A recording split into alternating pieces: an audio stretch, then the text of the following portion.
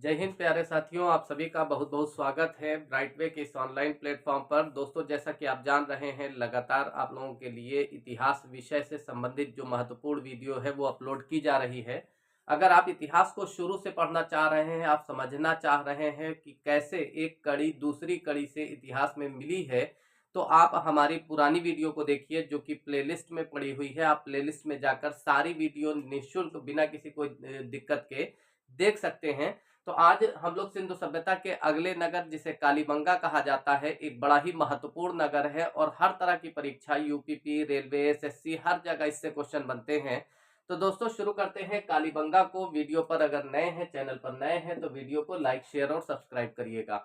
चलिए, आज का जो विषय है कालीबंगा। कालीबंगा जो शब्द है, इसका अर्थ होता है काले रंग की चूड़ियां। तो आप ये याद रखिएगा कि कालीबंगा जो शब्द है, इसका मतलब क्या होता है, काले रंग की चूड़ियां। तो काले रंग की चूड़ियां, देखिए होता क्या है, ये जो नगर है मुख्यतः ये कह सकते हैं कि राजस्थान से मिला है।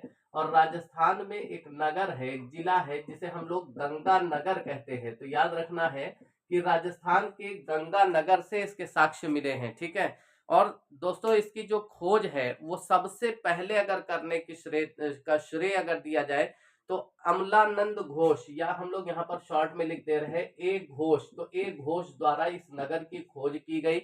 और किस वर्ष में, तो ये याद रखना है कि 1957 में, 1957 में इस स्थल की खोज की गई थी। हालांकि इसके काफी सारे क्षेत्र को बाद में 1960 में खोजा गया। यानी ये तो 1900, ये जो है कह सकते हैं 57 में पहली खोज हो गई थी, लेकिन 1960 में इसके काफी सारे क्षेत्र को बाद में खोजा गया। तो अब वो जो दूसरे खोजकर्ता है उनका क्या नाम है, तो बीके थापर। क्या नाम है दोस्तों, तो कह सकते हैं कि बीके थापर महोदय ने इसको खोजा था। तो यहाँ पर दो लोगों के नाम आ जाते हैं।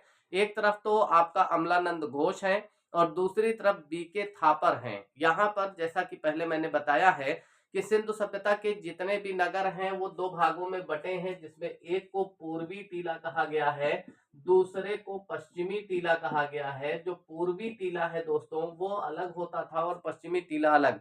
दोनों में से देखा जाए तो पूर्वी टीला नीचे होता था, गहरान पर होता था, ज्यादा सुरक्षित होता था।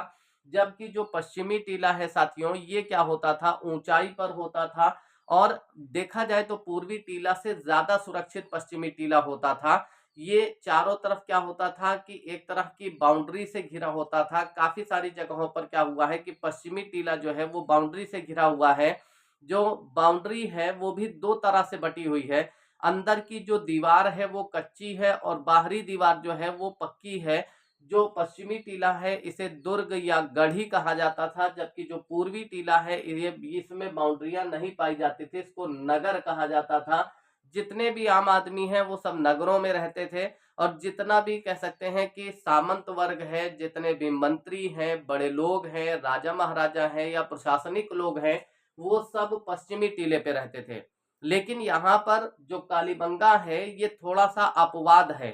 यहाँ पर वो पश्चिमी टीला जो है, जो पूर्वी टीला है और जो पश्चिमी टीला है, ये दोनों ही टीले एक ही रक्षा प्राचीर से घिरे थे। रक्षा प्राचीर का मतलब क्या होता है कि ये दोनों के दोनों टीले जो है वो एक ही बाउंड्री से घिरे हुए थे। तो पूछा जा सकता है क्वेश्चन कि कौन सा ऐसा सिंधु स्थल है जो एक ही रक्षा प्राचीर से घिरा हुआ है, यानी एक ही बाउंड्री से घिरा हुआ है। तो याद रखिएगा साथियों, वो कौन सा हो जाएगा, तो वो हो जाएगा कालीबंगा। अब एक चीज और समझना है, जो पूर्वी टीला है दोस्तों, इस पूर्वी टीले से कुछ चीजें मिली हैं। जैसे एक जुता हुआ खेत पाया गया है। तो जुता हुआ खेत जो है, जुते हुए खेत के साक्ष्य कहाँ से मिलते हैं, तो पूर्वी टीले से। और किस स्थल से मिलते हैं, तो कालीबंगा से। किस जिले में है कालीबंगा, तो गंगानगर जिले में है। किस नदी के किनारे है, तो घग्घर नदी के किनारे है। शायद यहाँ नहीं लिखा है तो लिख दे रहे हैं घग्घर नदी। घग्घर जिसे पुराने समय में क्या कहते थे, दृश्य द्वती के नाम से जाना जाता था, दृश्य द्वती, ठीक है। साथ ही साथ दोस्तों, जुता हुआ खेत मिला है। यहाँ से अग्निकुंड मिले हैं। अग्निकुंड मतलब जिसमें अग्नि जलाई जाती है, यानी ये ऐसा कुंड जिसमें क्या जलाई जाती है, अग्नि जलाई जाती है।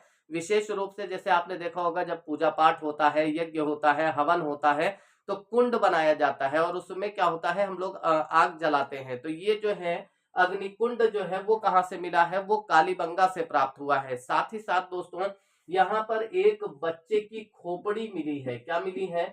बच्चा है और उसकी खोपड़ी मिली है, और इस खोपड़ी में 6 छेद बने हैं, यानी 6 छेद किए गए हैं। ठीक है, कितने छेद हैं? 6 छेद। और इस खोपड़ी को देखकर ऐसा लगता है कि जो हड़प्पा सभ्यता के लोग हैं या सिंधु सभ्यता के लोग हैं, वो सब शल्य चिकित्सा में माहिर थे, और उनको कहीं ना कहीं जो शल्य चिकित्सा है, चीर फाड़ जैसे होती नहीं है, आपने देखा होगा, फुड़िया हो गई है या फिर कोई दाना निकल आया है, तो अक्सर डॉक्टर क्या करता है, इसको चीर देता है। ठीक है, तो इससे ये पता चलता है कि कहीं ना कहीं इनको जो है शल्य चिकित्सा की अच्छी जानकारी थी। और साथ ही साथ दोस्तों यहाँ पर याद रखना है कि ऊंट की हड्डी भी पाई गई है, यानी ऊंट की हड्डी के साक्ष्य जो है वो कहाँ से मिले हैं, तो कालीबंगा से प्राप्त हुए हैं। और कह सकते हैं कि लकड़ी की नाली मिली है, कहां से? कालीबंगा से। लकड़ी की नाली जो है वो कहां से मिली है, तो वो भी आपको कालीबंगा से प्राप्त हुई है। साथ ही साथ दोस्तों कह सकते हैं कि घर जो होते थे यहाँ पर, यानी जो आपका कह सकते हैं कालीबंगा में जितने भी घर मिले हैं, वो सारे के सारे घर क्या होते थे? कच्ची ईंट के बने होते थे। कैसे बने होते थे? तो कच्ची ईंट के बने होते थे। तो इस लाइन को भी याद रखिएगा कि कौन सा ऐसा सैंधव स्थल है जहां से कच्ची ईंट के बने मकान मिले हैं। याद रखिएगा कि मोहनजोदड़ो और हड़प्पा से बहुत सारी ईंटें मिली हैं, और सब पक्की पक्की ईंटें मिली हैं। तो लेकिन यहाँ पर ये जो कालीबंगा है, यहाँ जो मकान बने थे वो कैसे थे? कच्ची ईंटों के बने थे।